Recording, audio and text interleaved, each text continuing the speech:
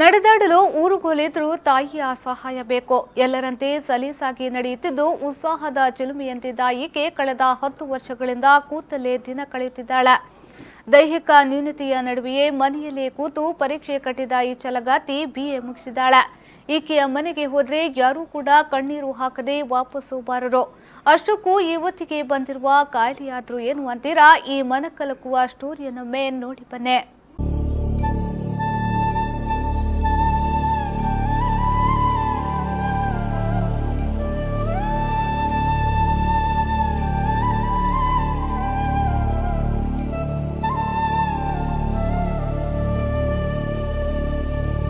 ಹೀಗೆ ಊರುಗೋಲು ಹಿಡಿದು ತಾಯಿಯ ಸಹಾಯದಿಂದ ಪುಟ್ಟ ಕಂದಮ್ಮನಂತೆ ಹೆಜ್ಜೆ ಮೇಲೆ ಹೆಜ್ಜೆ ಇಟ್ಟು ಬರುತ್ತಿರುವ ಯುವತಿಯ ಹೆಸರೇ ಅಮೃತ.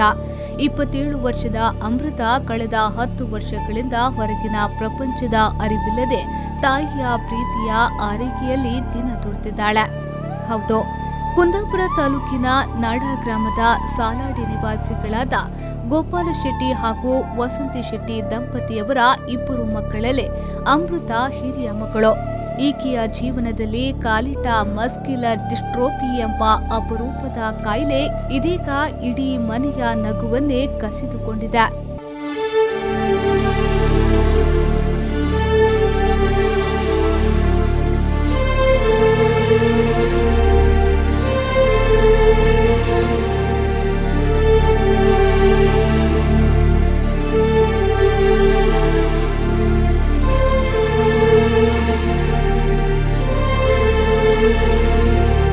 ಅಮೃತ ಹುಟ್ಟು ಸಹಜವಾಗಿಯೇ ಇತ್ತು. ಬರುತ್ತಾ ಬಾಯಿಂದ ನಾಲಿಗೆ ಹೊರಗೆ ಬರಲು ಆರಂಭಿಸಿತು. ನಡೆಯುವಾಗ ಕುಸಿದು ಬೀಳುತ್ತಿದ್ರೂ ಎಲ್ಲರಂತೆ ಶಾಲೆಗೆ ಹೋಗಿ ಬರ್ತಿದ್ಲು. 8ನೇ ತರಗತಿಗೆ ಮನೆಯಿಂದ ದೂರ ಹೋಗಬೇಕಾದ್ದರಿಂದ ನಡೆಯಲಾಗದೆ 9ನೇ ತರಗತಿಗೆ ಕೊಲ್ಲೂರು ಹಾಸ್ಟೆಲ್ಗೆ ಸೇರಿಸಲಾಯಿತು. ಹೈಸ್ಕೂಲ್ಗೆ ಹೋಗುತ್ತಿರುವಾಗ ಪದೇ ಪದೇ ಕಾಯಿಲೆ ಕಾಣಿಸಿಕೊಂಡಿದ್ದರಿಂದ ಅಮೃತ ಶಾಲೆ ಬಿಡಬೇಕಾಯಿತು. ಕಲಿಕೆಯಲ್ಲಿ ಮುಂದಿದ್ದ ಅಮೃತಾಳ ಶಾಲೆಗೆ ಹೋಗುವ ಕನಸಿಗೆ ಈ ಮಾರಕ ಕಾಯಿಲೆ ತಣ್ಣೀರೆರಚಿಬಿಟ್ಟಿದೆ. ಆದರೂ ಛಲ ಬಿಡದ ಅಮೃತ ದೈಹಿಕ ನ್ಯೂನತೆಯನ್ನ ಬದಿಗೊತ್ತಿ ಮನೆಯಲ್ಲೇ ಕೂತು SSLC ಡಿಗ್ರಿ ಮುಗಿಸಿದ್ದಾಳೆ.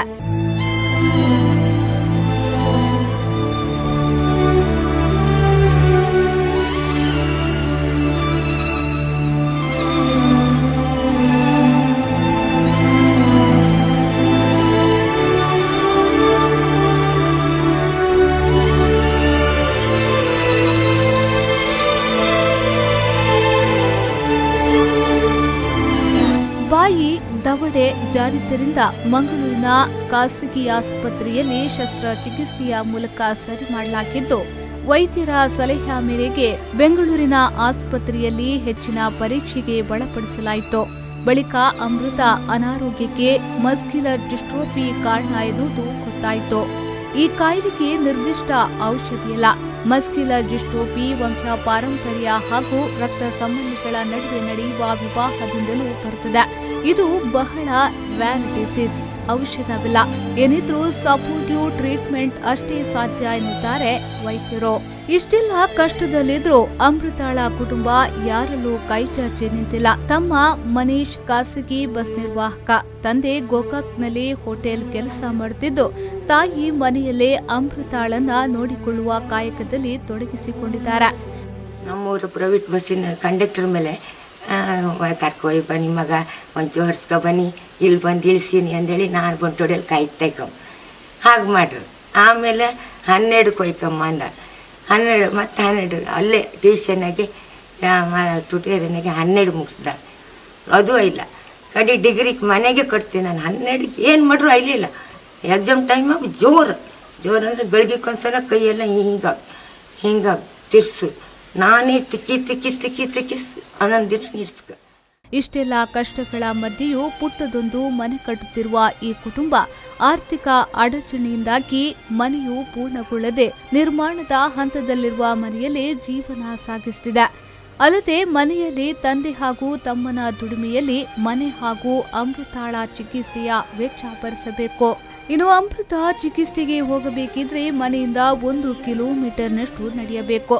ಮನೆ ಬಾಗಿಲಿಗೆ ಸೈಕಲ್ ಕೂಡ ಬರಲು ಅವಕಾಶವಿಲ್ಲ. ಹಿಂದೆ ಸ್ಟಿಕ್ ಮೂಲಕ ಮನೆಯಿಂದ ರಸ್ತೆಗೆ ಬಂದು ಅಲ್ಲಿಂದ ಆಟೋದಲ್ಲಿ ಚಿಕಿತ್ಸೆಗೆ ತೆರಳುತ್ತಿದ್ದ ಅಮೃತ ಬರುತ್ತಾ ದೇಹದ ಸ್ವಾಧೀನ ಕ್ಷೀಣಿಸುತ್ತಿದ್ದರಿಂದ ಸ್ಟಿಕ್ ಮೂಲಕ ನಡೆಯಲು ಆಗ್ತಿಲ್ಲ. ಸ್ಟಿಕ್ ಜೊತೆ ಯಾರಿದ್ದಾರೋ ಕೈ ಆಸರೆ ಬೇಕು. ಅದು ಮನೆಯಿಂದ ಗದ್ದೆ ಬದಿ ತೋಟದ ಅಂಚಲ್ಲೇ ಅಮೃತ ಕರೆದುಕೊಂಡು ಹೋಗುತ್ತಿದೆಯಲ್ಲ, ಅದು ನಿಜಕ್ಕೂ ಸಾಹಸ. ಅಮೃತ ನೆರವಿಗೆ ಸ್ವಯಂ ಸೇವಾ ಸಂಸ್ಥೆ ವೀಲ್ ಚೇರ್ ನೀಡಿದ್ರೂ ಅದನ್ನ ಬಳಸಲಾಗ್ತಿಲ್ಲ. ವೀಲ್ ಚೇರ್ ಹೋಗುವಷ್ಟು ದಾರಿ ಕೊಡದೇ ಇರುವುದು ಮಾನವೀಯತೆ ಮರೆಯಾಗುತ್ತಿದೆ ಎನ್ನುವುದಕ್ಕೊಂದು ಜ್ವಲಂತ ಸಾಕ್ಷಿ. ಈಗ ನನಗೆ ಕೂತ್ರೆ ಹೇಳಲಿಕ್ಕಾಗೋದಿಲ್ಲ, ಕೂತ್ರೆ ನಡಿಲಿಕ್ಕಾಗೋದಿಲ್ಲ, ಹಾಗಾಗಿದೆ. ನಾನು ಚಿಕಿತ್ಸೆಗೆ ಹೋಗಲೇಬೇಕೀಗ, ಬೇರೆ ಹಾಸ್ಪಿಟಲ್ಗೆ ಹೋಗಲೇಬೇಕು.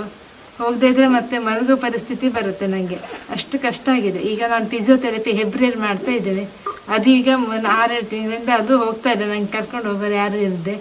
ಈಗ ನಂಗೆ ತುಂಬ ಕಷ್ಟ ಆಗಿದೆ. ಈಗ ನನಗೆ ಮನೆಯಿಂದ ಹೋಗ್ಲಿಕ್ಕೆ 1 ಕಿಲೋಮೀಟ್ರ್ ದೂರ ಆಗುತ್ತೆ.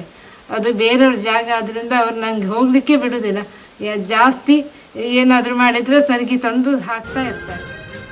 ಅಮೃತಾಳಿಗೆ ಆರ್ಥಿಕ ಸಹಾಯ ಬಯಸುವ ಮನಸ್ಸುಗಳಿದ್ರೆ ಅಮೃತಾಳ ಸಂಪರ್ಕ ನಂಬರ್ 9900784356ಕ್ಕೆ ಕರೆ ಮಾಡಿ ಸಹಾಯ ಮಾಡಬಹುದು.